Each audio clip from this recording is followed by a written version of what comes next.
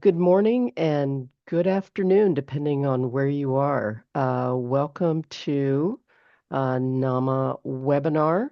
And we are so fortunate to have with us today Becky Anderson. And so she's got a ton of really good information for us. Before we get started, a couple of housekeeping instructions. We would ask for your questions. You'll be using the chat function, but the request is that you use the chat function for questions only and not for chatter in the chat. It just gets a little distracting for us and for the presenters. So if you could use the chat function for questions only. And then please do not use the raise hand function. Just if you have a question, go ahead and put it in the chat. I will be monitoring that chat, and I believe Becky will probably be answering those questions at the end of her presentation. So without any further ado, I'm going to turn it over to Becky. Oh, Julie, thanks so much. I really appreciate the help today in moderating for me, and also to Monica of NAMA. Appreciate the help behind the scenes as well. So let's go ahead and get started today. We've got a lot of stuff to cover in the next hour.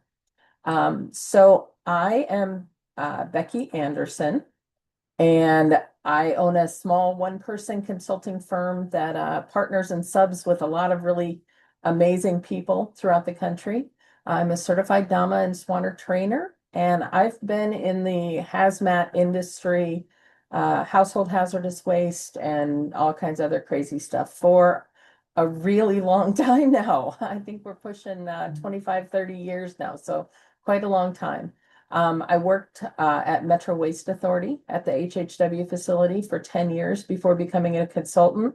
And I've also done a stint as a volunteer firefighter, EMT, and have worked in emergency response. So I've got a lot of experience. I've got a lot of crazy stories, and I've got even crazier photos. And I'm going to share some of those with you today. But our biggest emphasis today is to hopefully give you some insight and ideas on how to keep you, your staff, and volunteers as safe as we possibly can. I want to take just a quick minute. Vicki Davis of the Upper Valley Lake Sunapee Regional Planning Commission applied for a USDA grant, so that's why this is funded by USDA. And so thanks to both of them, Vicki has been outstanding in her efforts in getting grant monies to cover a lot of webinars. I've been working with her on a number of school education, school chemical safety webinars as well. I also want to take just a quick minute to give a shout out to my mentor, my dear friend, and a gentleman that I miss every day, and that's Dave Waddell. So I was fortunate to be able to present with Dave Waddell for many years. He taught me so much, and I miss him a lot. And I am grateful that a few months before his accident and his passing, he sent me over all kinds of materials and gave me the ability to be able to use his experiences. So he's living on in this presentation as well. Our goals today, of course, to keep you, your employees, and volunteers at either permanent facilities or one-day events safe. I'm going to offer some observations and suggestions of what I've seen over the years. We will end today with some crazy photos of things to really watch out for, but a lot of this emphasis is going to be on how do you set up your sites most safely so that we are minimizing risk as much as possible. So Julie did a great job of covering our little administrative tips. So please, if you do have Q&As, put them in the chat. I'm going to try very hard not to look at it until the end of the presentation so I don't get distracted, but I will work diligently to get all of your questions answered. All right, so most of the time at our HHW facilities, we have fairly predictable days. So we see a lot of spray paint, we see a lot of cleaners, we see a lot of shellacs and varnishes and wood stains and things they're hazardous, but they're fairly innocuous and we can manage them. Every once in a while, however, we do have a bad day at an HHW facility, and I really hope that none of you experience this.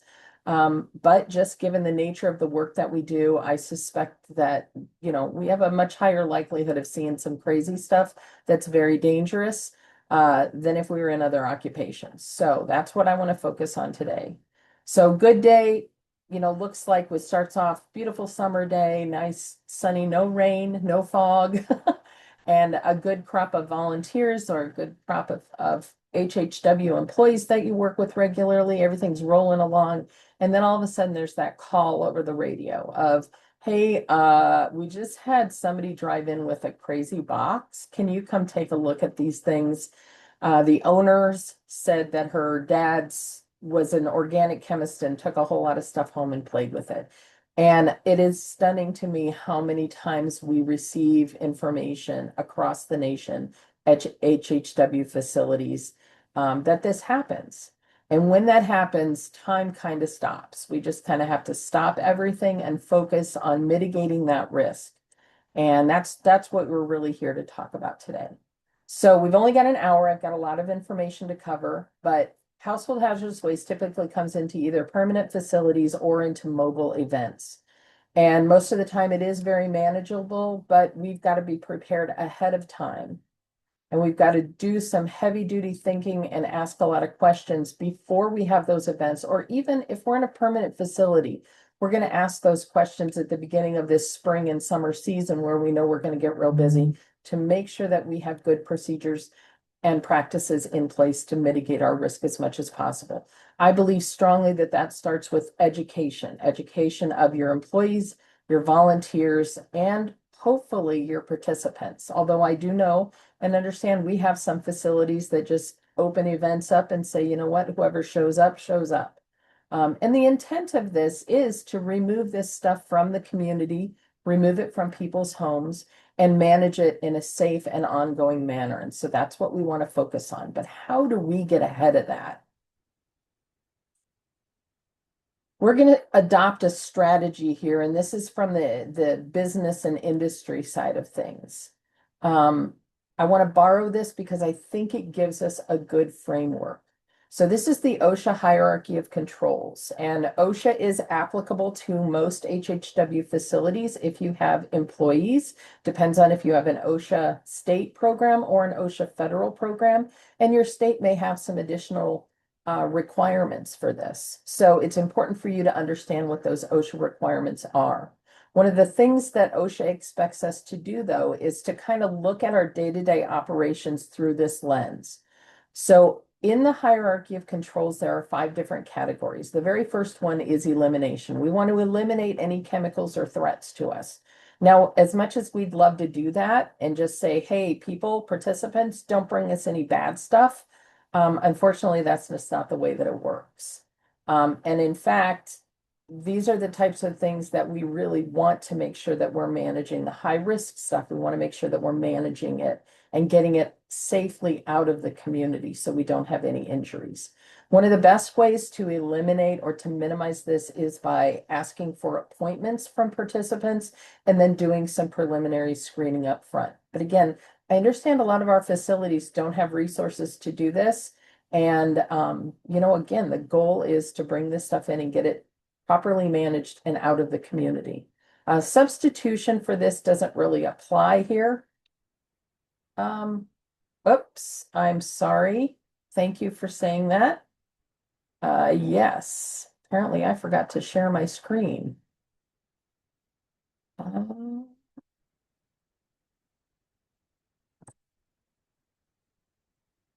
There we go.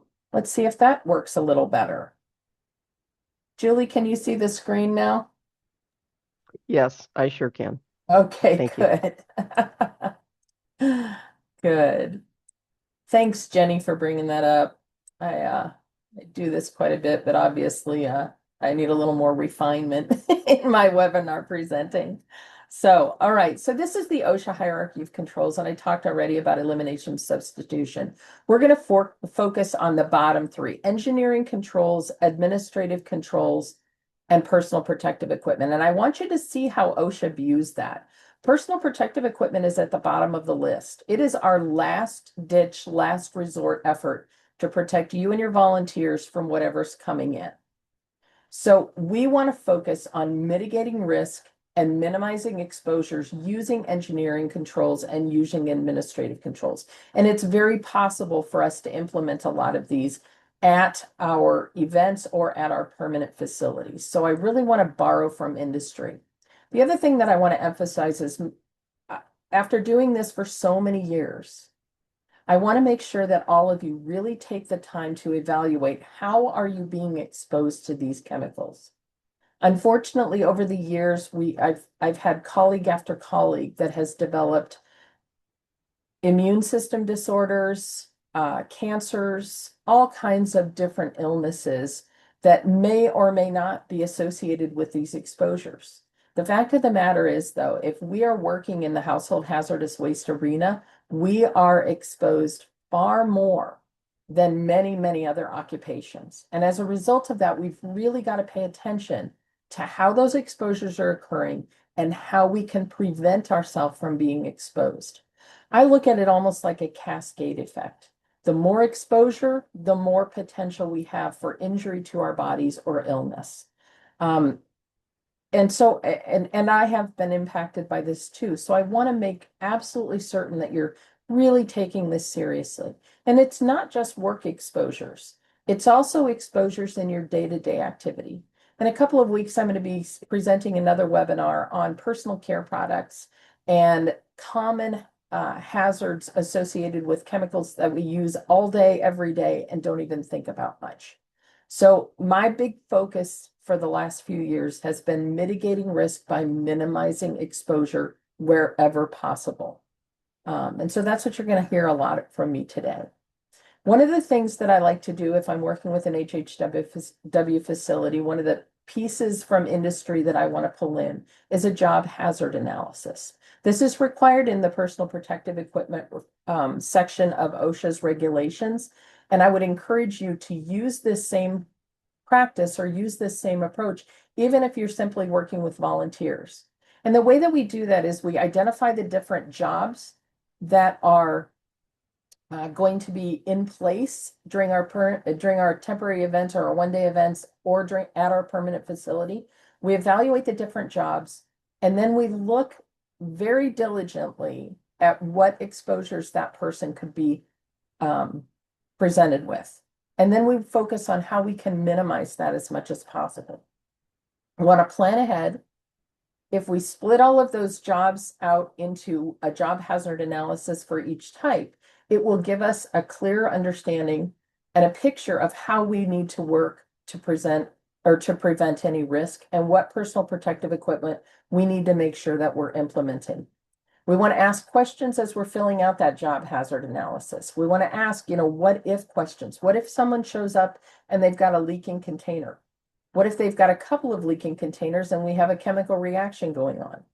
What if we're moving a box from the back of someone's trunk onto a rolling cart and the bottom falls out of it? How are we going to address those spills, those leaks, those potential exposures? So this is just one step in a strategy. And again, I would encourage you to use this as a tool for both volunteers and for employees. Not a requirement under OSHA for volunteers, but very, very helpful tool. One of the primary focuses that I want you to think about is minimizing our respiratory impacts. Anytime the longer that I've done this, the more convinced I am that anytime that we're breathing this stuff in, these chemicals that are foreign to our bodies, we don't produce these things when we're in our day-to-day lives. We are exposed to them. And when we are exposed to them, those little small exposures can lead to some cascades of impacts or cascade of effects, whether it be illnesses, cancers, a number of other exposure issues. So we want to address those all the time. So as you're filling out that job hazard analysis, evaluate what are the potential respiratory impacts here. I want you to think about dusty containers.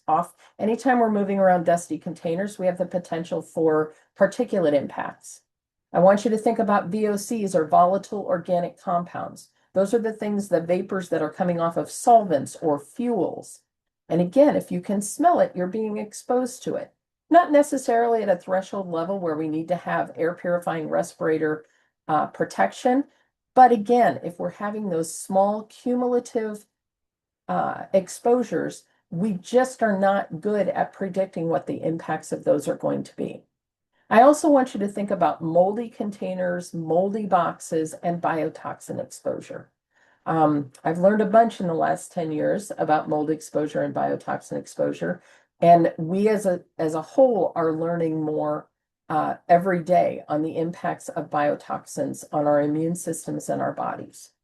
One of the things that we don't understand is the synergistic effect of exposures to chemicals or biotoxins and how our particular genetics impact what our response is, what our body's response is to those toxins. And we're getting better at understanding and preventing these exposures. We're getting better at understanding the epigenetics or the combination of genetics with exposure, but we still don't have a lot of those answers.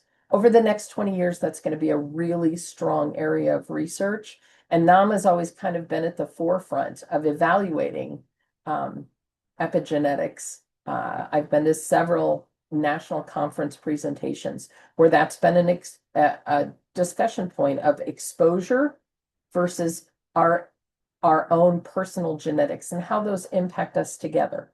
So a best strategy to manage that is to just continuously minimize your exposures to chemicals and biotoxins every chance you get. Because again, you don't know if you have the genetics that you'll be able to take 10,000 exposures without any impacts, or do you have the genetics that you're going to be impacted very rapidly with these multiple exposures? Just can't predict it at this point. Strategies that we can use, we want to work upwind. We want to make sure that those vapors are blowing away from us. We want to use car trunks, or we want to use ventilation strategies with car trunks or the backs of pickup trucks. We want to open those up. If it's a closed cab pickup truck, we want to open that up, step away, let it ventilate. We also want to make sure that we understand wind direction and how that can impact vapors and our respiratory exposure as well. Keep in mind, the easy answer sometimes is we want to throw everybody in high-level personal protective equipment. Again, that's the last thing that we should rely on. It gets very uncomfortable. And if we do implement the use of APRs, air purifying respirators, or any other enhanced respiratory protection, we have to have a respiratory protection program under OSHA or according to OSHA's regulations. And again, that's state specific sometimes, but we want to pay attention to that. Engineering controls that we have found to be most useful. And one of the best things, and I learned this trick from a team of firefighters from the Des Moines hazmat crew, is they've started using intrinsically safe fans anytime they're ventilating an area and they blow vapors away from their employees. So if we place a fan, and we don't want it to blow a lot because we don't want it to blow stuff all over the place. But if we have a small low flow fan that blows those vapors away from our personnel, away from our volunteers, and even away from our participants, it's a really strong strategy to begin to minimize our risk. Again, we want to open those trunks and backs of trucks, let them vent out, implement the use of that airflow so that we're mitigating our risk of exposure, and then make sure that we've identified before we have an event, or if we're operating a permanent facility, where can we move a participant that brings us in something of significant concern? I like to call that the danger zone.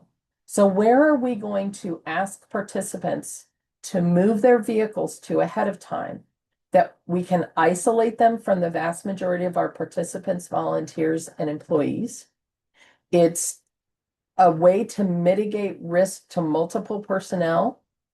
And it's also a way for us to continue to have an event keep moving, or to have a permanent facility continue operation while we're taking care of this unusual and more dangerous situation. So strategically identify what that danger zone looks like. Oops, Julie, can you let additional people in, please? Looks like we've got some other folks waiting to come in. So those are the primary engineering controls that we want to have in place. Regarding administrative controls, this is a little trickier, but we can manage things from an administrative perspective by rotating out both of our volunteers and our employees. If we rotate them to different areas where we've identified respiratory risk, we can hopefully have them working in areas of more elevated risk for a less amount of time if we continue to rotate them through. And again, I'm going to encourage you to think about this as all exposures, every exposures. We really want to work and focus on mitigating all of our exposures as much and as frequently as possible. So while we're going to use these engineering and administrative controls, we also need to think about our personal hobbies and our personal choices at home and how we're also exposing ourselves there. So we want to stop that cascade of exposures every chance we possibly get. Okay. Next, I am going to talk about, I want to introduce you to a few new things that I've identified in the last couple of months that I think will be really helpful. First of all, preventing eye and skin exposure. Eye and skin exposure next to respiratory exposure. It's kind of the next thing on my list of things to watch out for.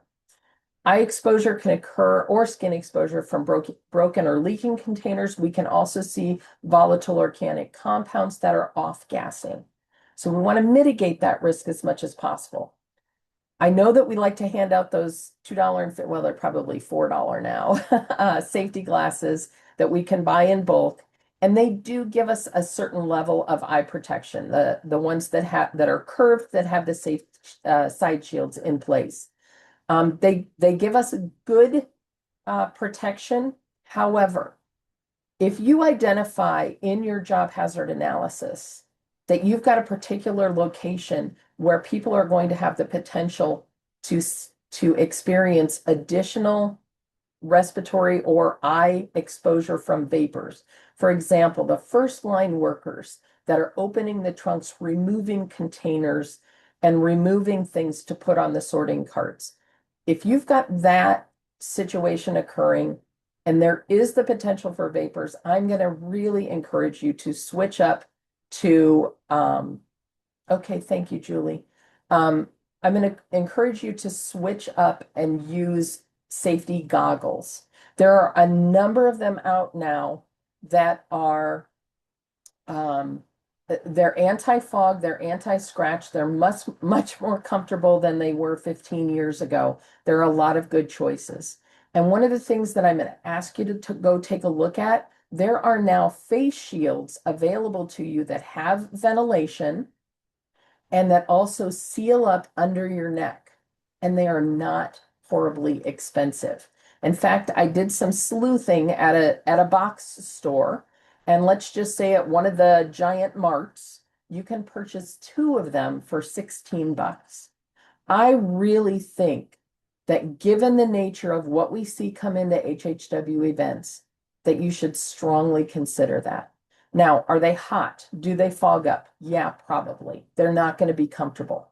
Unfortunately, we just have to deal with that. There are sprays, there are wipes that you can use to enhance the anti-fog protection. There are also pretty rotten chemicals. And I struggle with whether or not it's a benefit to use those. My opinion and where I land after doing this for almost 30 years is that I want to care for my eyes as much as possible, and not just splashes, but I don't want that vapor intrusion into my eye mucous membranes. So I want to use a face shield, and if it fogs over, I'm going to use a little bit of one of the anti-fog wipes. I'm going to wipe it out again and try to give myself a little more coverage. But that's really critical for you to think about and address up front. As far as skin protection strategies, there are a lot of multi-chemical resistant gloves. I know most of us just purchased the 2 or 3 mil thickness disposable nitrile gloves. I'm going to tell you there are some nitrile gloves now that are available, and they have been for the last few years, that are more like 8 or 10 millimeters thick. So you still have good dexterity and you can move your fingers around. It will help you handle those containers, but it gives you more robust protection from breakthrough occurring with any of those one-off weird, highly dangerous chemicals that may come into you. And it's also the chemicals that, we still have large box stores that are selling things like toluene, xylene, methylene chloride. You can go out and buy gallons of it. Those, because of the temperature differentials, we're going to see VOCs or volatile organic compounds coming off of those. So we want to make sure that we're protected from those absorbing into our skin. That's the predominant threat with any of those VOCs other than respiratory inhalation threat. Okay, so those are things. One of the brand names is called Grippas. I just thought it was kind of funny because of the name. But I would encourage you to look into some of those additional thick nitrile gloves. Not something you need to use all the time, but definitely a step up in protecting those workers that are going to do the initial handling of chemicals that are coming across. All right. Before you have an event, before you are super swamped for which I'm sure all of you probably are already starting to get very swamped in your HHW permanent facilities, there's another thing that I want you to consider. As you're doing your job hazard analysis and you go through those what if scenarios, take the time to really focus on what are you going to do with leaking containers or spills. And then also, what are you going to do with any chemical cross reactions or bulging containers? Those seem to appear and show up pretty regularly. So I would encourage you to identify a specific team to address those. This team can have additional education. You can have a couple of pre-planning meetings so that you can talk through your strategies and how to handle these. I think it's going to be super beneficial for you to invest the time, either before events or before you get super busy at your permanent facilities, to address those, ask some questions, and make sure that your spill response team is very aware of where all of your supplies are located and how to use those supplies. One of the things that I just bang my head against the wall with industry on is, you folks have spills that happen occasionally. At an HHW facility, you also have spills that happen occasionally. Let's do a spill drill. Let's do some practicing on those. All right. That's one of the things that I talk to a lot of folks across the country. And even though they know that spills are a possibility and they'll talk through scenarios, very few of them have actually gotten out the spill kit, dumped a bucket of water on the ground and said, okay, it's methyl ethyl def. How are we going to handle it? And gone through the motions of practicing it. I will tell you, if you go through the motions, your response is going to be more refined.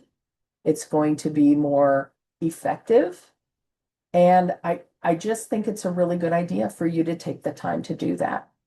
One of the things as I was evaluating all of this and preparing for this webinar that I found that I find very, very interesting, and I would encourage you to look into these. I'm still waiting to hear some information on good vendors. So if you're interested in additional information on this, please send me over an email. You'll have my email at the end of the presentation. But I found what are called RSDL kits. These are rapid skin decon kits, skin decontamination, excuse me, they're called reactive skin decontamination lotion kits. RSDL, reactive skin decontamination lotion. These are, a lot of first responders use these. A lot of our military folks use these. They are accessible and they're available, but it's hard to find a vendor. So again, email me if you've got questions about this. What an RSDL kit does is it allows you to immediately neutralize and remove the risk from any spilled material. And the crazy thing about this particular product is that it neutralizes both acids with super low pHs, sulfuric, nitric, those types of things. It neutralizes caustics with very high pHs, potassium hydroxide, sodium hydroxide, calcium hydroxide, ammonia, ammonia quaternary compounds. It also takes care of pesticides, organophosphates, petroleum-based pesticides, things that are DEA-controlled substances like fentanyl and different opioids. it sounds too good to be true, but these are some pretty amazing products. So in the spill kit, they are fairly pricey, but they do have a nice long, the company that I'm speaking with right now, and I don't get any funding from them. But I do want to pass this along to you because I think it's important for HHW facilities. Given the variety of chemicals that you run into and those crazy events that do occasionally happen, these RSDL kits I think would be very useful. They cost somewhere between 500 and $1,000 for one kit. It has a 5-year shelf life. And what it consists of is a sponge that is dripping wet with this neutralization material that works on all of these different types of chemicals. So if you're interested in that, again, you'll have my email at the end of the presentation. I'll try to get you connected with one of the companies that supplies them. The one that I'm talking to, one of them is called Far West. Really, really an interesting tool to have in the spill kit and toolbox to make sure that we can immediately impact and reduce risk of exposure to a number of different chemical types. When we're also looking through and enhancing our emergency plan, and if you're at a permanent facility and you have an emergency plan, I'd encourage you to at least open it up, take a look at it, and update it at least annually. All right. One of the things I want you to think about are the partnerships that you can forge in the community that would be an outstanding help to you should you have one of those bad days that goes sideways. I would encourage you to reach out to these folks either with plenty of notice ahead of a one-day event or every spring before you get into the super busy season at your permanent facility. Different examples of agencies that can assist you and the help that they can provide. Your local fire department, particularly if it's a permanently staffed fire department and they have a hazardous materials team, they are absolutely outstanding. All the ones that I've run into and worked with across the country at providing support and guidance for things like spill management, exposures, decontamination, chemical cross reactions. They will help you decide and work towards mitigation should something go sideways. Again, the strategy would be we want to make sure that our folks, our volunteers and our permanent employees are implementing things such as engineering controls, administrative controls, and personal protective equipment. And then operationally, we want to know where we can send a vehicle should we have to put it in the danger zone so we can handle their unusual level of risk. And then we want to include this information with our spill management plan and our emergency response plan. Who are some of the key contacts at the fire department that you can work with? Second would be your public works department. They can bring us a lot of good support for things like spill management. They can help us identify a good danger zone that has easy access should we need emergency vehicles. Next on the list would be your police department and bomb squad, and I hope you never ever have to reach out to them. I truly do. However, there are some times that we've seen materials come into events, either permanent facilities or mobile events, where they are so unstable that we can't send them back out on the roadway again. If the police department and the bomb squad are unable to help, this is one of those points that I would bring up with your hazardous waste disposal company. And I would ask them what kind of resources and support that they can provide to you. Typically, many of them will have 24-hour emergency response teams. They may have to mobilize out of it a ways away, but I would encourage you to reach out and identify those strategies and those options before your event or before you get very busy. Another one that I would reach out to ahead of time, and this is very unusual, but it has happened, is your state radiological bureau. Most of the time that's in the Department of Public Health. These are the folks that are responsible for operating and maintaining or overseeing the operation of X-ray machines and other radiological items in your state. They can help you should something show up that's radioactive. They can assist you in disposal options. It's another thing I would add to the list also to talk with your hazardous waste disposal company. about a lot of hazardous waste disposal companies cannot handle radioactive materials. So you'll want to reach out to that State Department and ask what their options are. And again, these are strategies to have in place ahead of time. All right, I'm just going to do a rough overview on some of the key chemical classes that we see, the ones that come in very frequently. So the first one I want to talk about are acids and caustics. And we need to remember that the pH scale goes from 0 to 14. The acids are on the low end. A comes before B in the alphabet, so acids are on the low end of that scale. Bases or caustics, we can use that word interchangeably, are on the high end of the scale. The interesting thing is a lot of your cleaning products are going to either be housed on the low end or the high end of that pH scale. And you need to understand, are they acids or are they bases? Because unfortunately, those two classes of chemicals, even though we speak of them as corrosives or caustics, they interact and do not like each other. So we have to make absolutely certain that we're identifying acids correctly and that we're identifying bases or caustics correctly, mostly because when we go to sort them and put them in the appropriate disposal containers, we want to make absolutely certain that we're not commingling those two. They will cause bad reactions. They like to light each other on fire. They like to off-gas toxic gases. They like to generate heat and spit, and do really bad things to people. They're very damaging for eyes. They're very damaging for skin. And let's see. Yep, I'm just a little ahead of schedule. Thank you, Julie, for the quick time check. But both of these chemicals, we need to make sure that we're protecting ourselves, not just from the chemical itself, from a splash, any vapors that are coming off of those chemicals. The next class of chemicals that I want to talk about are oxidizers. And the majority of these come in as bleach or pool oxidizers, pool chemicals, OxyClean. We also have some that come in that are meat curing agents. Crazy to think that we eat this stuff, isn't it? Oxidizers are highly reactive chemicals. They can cause burns on the skin. But the bigger issue here is recognizing them as oxidizers so that we classify them and we segregate them from other classes of chemicals due to the potential for chemical reactions that are dangerous. Last one are acute toxins, and the acute toxins is the largest one of the largest categories.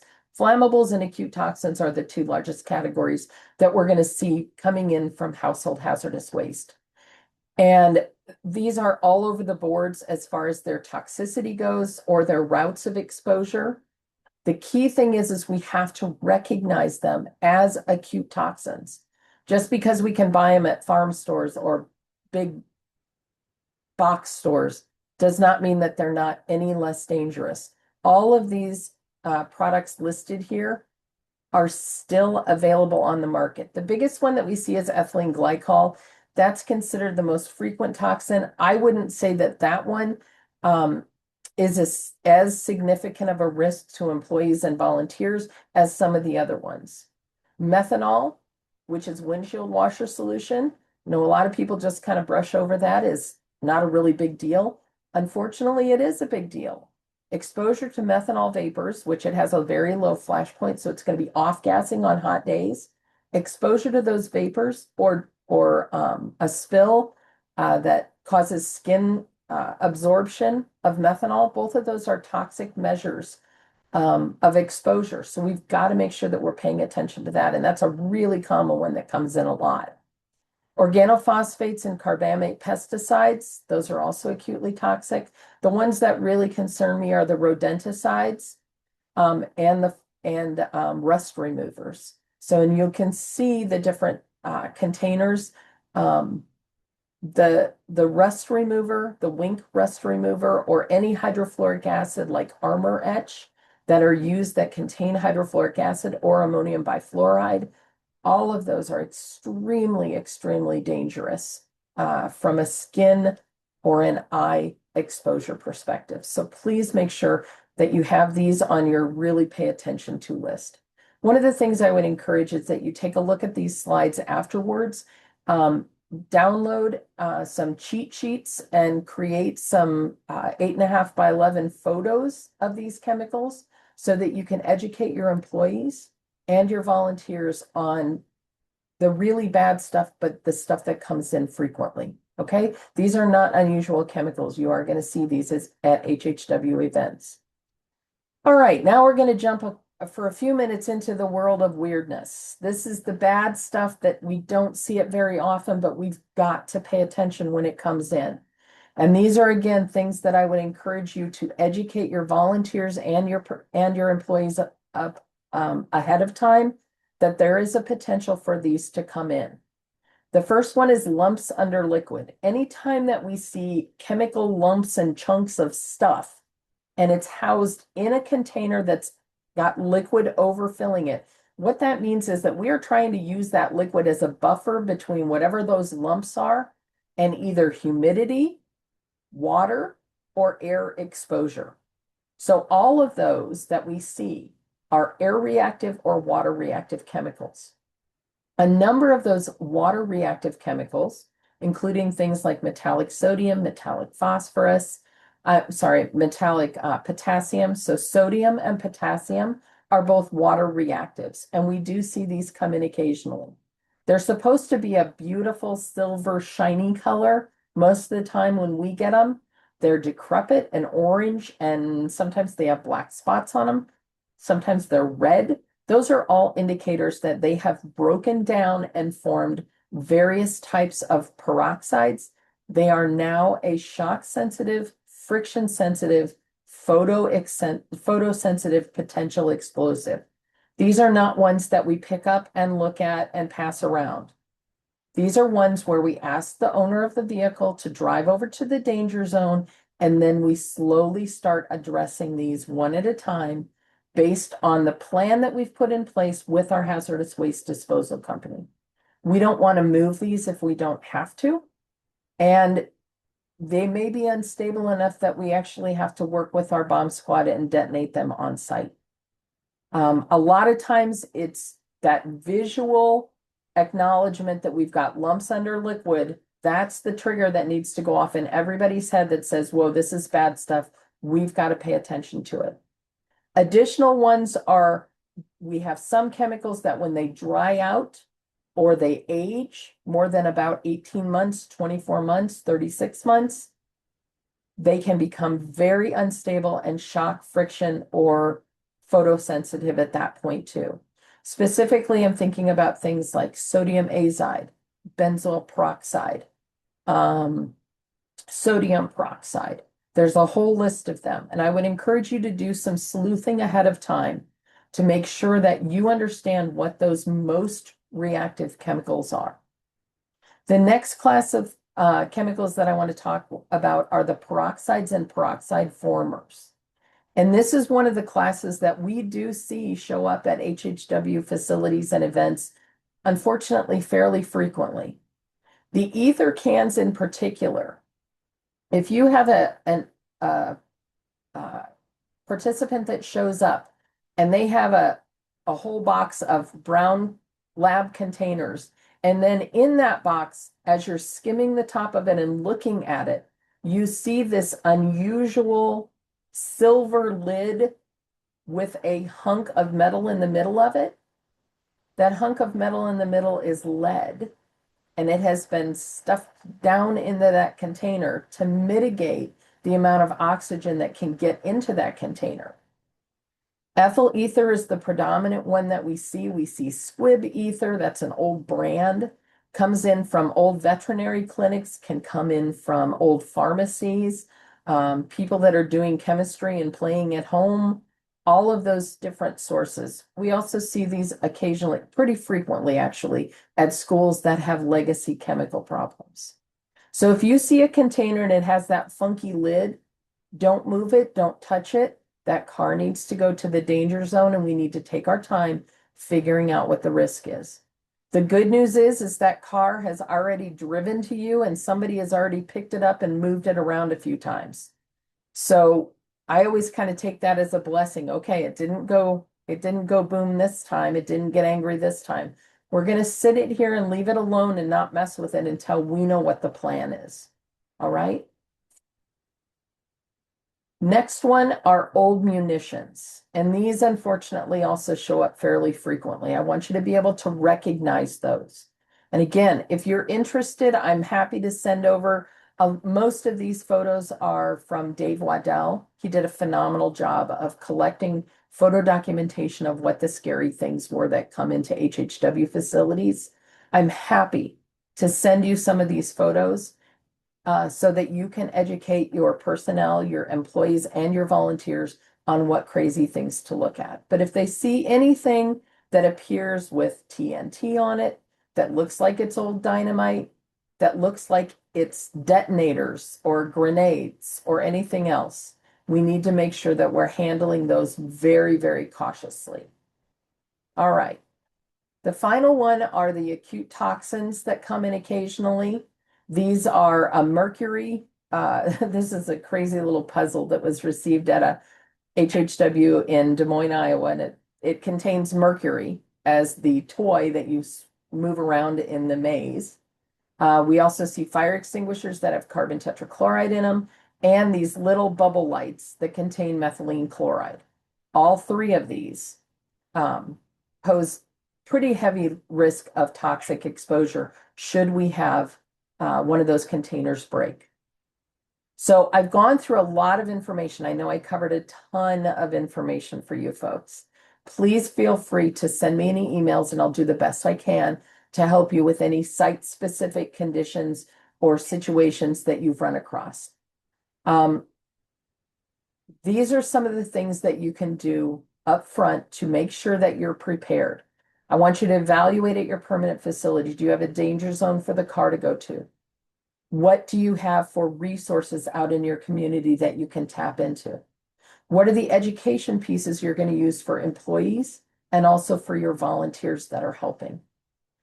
We've got a lot of normal stuff that comes into HHW facilities that present us with risk. And then, of course, we have all those strange one-off items. We've got to prepare upfront for those. And one of the biggest things we can do is educate, use some of the tools from industry, and make sure that we've got good spill management and emergency response plans in place. Steps you can take today, immediately. Evaluate the job hazard analysis, correlate your personal protective equipment, and explore a little bit on those enhanced PPE strategies. Review your emergency plan. Evaluate if there are additional contacts in your community or in your state that you can reach out to.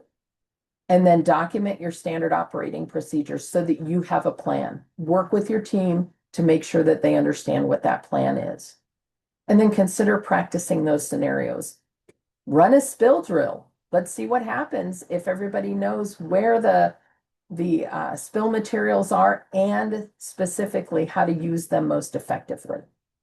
Continuously work to identify what sources of respiratory exposure, skin exposure, and eye exposure you have, and how you can offset those, how you can stop that cascade of exposure so that you are most protective and your employees are most protective. All right, this is my contact information. I'm going to go ahead and answer some of the questions now. So, Becky, yeah, let me, if you don't mind, I'll just go ahead and there's one question that came up about the slides. So the presentation will be available. It's being recorded, and so the slides of the presentation. But as Becky's pointed out, if there are specific things that information you'd like from her, please reach out to her. So that answers that question. Then we had one in the Q&A. And so back you had a slide about having a fan there at the trunk yes. of a car. And so the question is, are fans required to be intrinsically safe at HHW facilities? Um, if you're working internally at a permanent facility, um, I'm not sure what the NFPA or the International Fire Code requirements are. I suspect, okay, and this is just an opinion off the cuff here. But I suspect that we're not, as long as you've got good ventilation in your permanent facility, I suspect that we're not going to reach those flash points. However, as a best practice, I would encourage you, especially if you're using using a fan at an indoor facility, it's going to be best if you do have an intrinsically safe fan. I would encourage you to make that investment. If you're talking about outside at mobile events where you can adjust the distance of the fan from the trunks that are being unloaded, the cars that are being unloaded, then I would say it's less necessary. But again, those vapors, those VOCs travel a long distance. They can become concentrated if we don't have any wind movement during the day. Um, and the potential to start a fire or provide an ignition source it's pretty high. I would encourage you as a best practice to really evaluate it. I would say if it's at all possible for you to implement that, absolutely use an intrinsically safe fan. If you don't have that option, um, just consider you're introducing one more potential ignition source. So, I think intrinsically safe is probably your best practice, best option. I can't speak to the regulatory requirements. I just don't have them in front of me. All Okay. right. We have uh, four more questions here. So, question about danger zones for cars to pull off, assume a flat paved surface. Curious if your input on moving vehicles with high haz to danger zones if the whole event or parking lot is unpaved, uneven, gravel or dirt. Um, okay, lots of questions, lots of information to unpack in there. So a couple things. First of all, I know a lot of mobile events are run on dirt or gravel. As you're having your cars move into the area where they're being unpacked, I would encourage you strongly to have a very large tarp or a series of tarps where those cars pull onto for unloading so that you have one level of protection between you and the ground. I know that presents us with additional trip hazards. I think it's important for that unloading zone, uh, for you to have that barrier between the vehicle and the materials that are coming in on the vehicle and the soil and gravel underneath. Otherwise, you're going to have a plan that if you have a spill, how are you going to get that gravel and dirt dug up and managed correctly? And you've all of a sudden created a hazard, potentially created a hazardous waste with any of that spill material. So tarp underneath the loading zone. I would also put a tarp under if we don't have an option of moving the vehicles with high hazards or scary stuff into a danger zone that is paved, I would encourage you also to put that vehicle on a tarp and make the danger zone also a tarped area. I think we have to add one level of protection between those containers that are coming into the vehicles and the area that we're working in, the dirt or the gravel that we're working on. Regarding moving them over to the danger zone, I do think it's worth it. We have to remember that they've already driven in with this material, so they've been on public roadways. Somebody has loaded it into the vehicle. So the potential for something to happen, I would say, is pretty low. We always have risk in HHW management. It's just unfortunately part of the territory. So moving them away from people into a danger zone that is isolated, that we can then move our spill team or our emergency team over and have them take the time to appropriately evaluate the level of risk and manage those chemicals properly and safely away from other people. I think it's worth it to go ahead and ask them to move that vehicle again.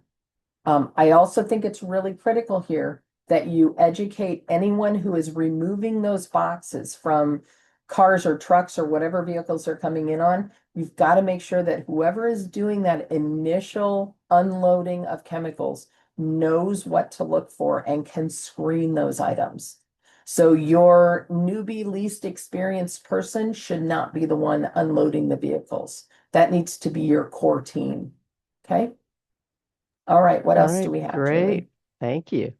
We did have a suggestion Yes. or no, sorry, strike that. Let me go ahead of that. So there's a concern around some of the hantavirus stuff that's going on with the exposure to mouse droppings, urine, covering boxes of stuff and lids dropped off items. Do you have any suggestions, any mitigation suggestions for this? I tell you, that one is really rearing its ugly head over the last couple of years, particularly right now. I agree. I think it is a potential concern.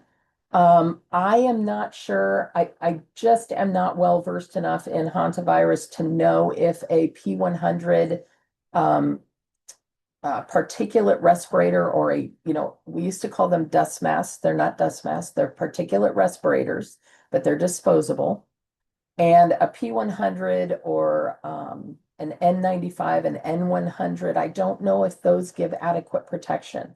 So I apologize. I can't answer that one for you directly, but if you send me an email, I'll dig into it a little and I'll happily provide you with some guidance. I think in the interim, I would certainly put, if you can identify that you've got a lot of potential biotoxin covered material coming in, and that includes mold. Mold's a big one. I would encourage you to use P100 disposable masks on personnel that are handling those materials, at least to mitigate the immediate risk. And then I'll dig into the hantavirus for you and see if there's additional precautions that we need to use. All right, great. And one last question. We have time for you to answer one last question, but I did want to point out that there was Yes. a suggestion in the chat Okay. about uh, equipment. So just I'll let the attendees read that, and then if there's any questions that one has about it, they can contact you, Becky. Yep. So to address the last question, before we're at time, do you recommend any specific trainings for HHW workers?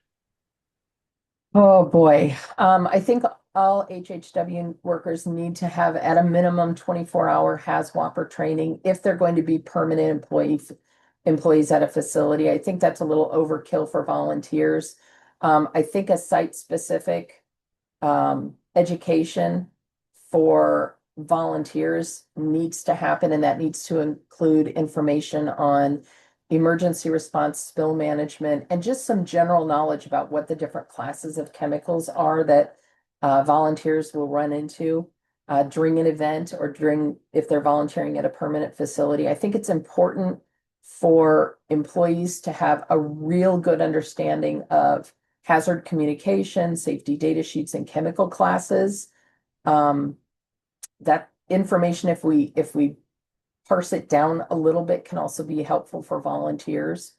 NAMA offers a series of HAZWOPER. They also offer, or previously have offered, uh, chemistry for the non-chemists or hazmat of unknowns, those types of classes.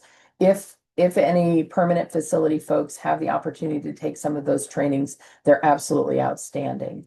There's another group that I've been working with on the school chemical safety projects. I still do a lot of rehab the lab type training and support for schools and districts. And there's a group called the Lab Safety Institute. And I would encourage NAMA members to take a look at their resources as well. They offer a number of different trainings, and they're an outstanding uh, entity to work with. I think there's typically a fee to join and have full access to all of their information. But they do have a lot of free resources as well. So check out Lab Safety Institute. All right. Well, Becky, thank you so much. We are just about at time. This has been an amazing presentation with so much excellent information for our members and others who have joined us, our guests to the NAMA platform who have joined us. So, if any of you have additional questions, please contact Becky directly, and then please come back in a couple of weeks because we get Becky again for another in the second of the two series webinar. So thank you everyone for joining. Please have a great rest of the morning or afternoon, and hopefully we'll see you in a couple weeks. Take care, Thanks everyone. so much. Thank you, Julie. Bye bye. Bye-bye.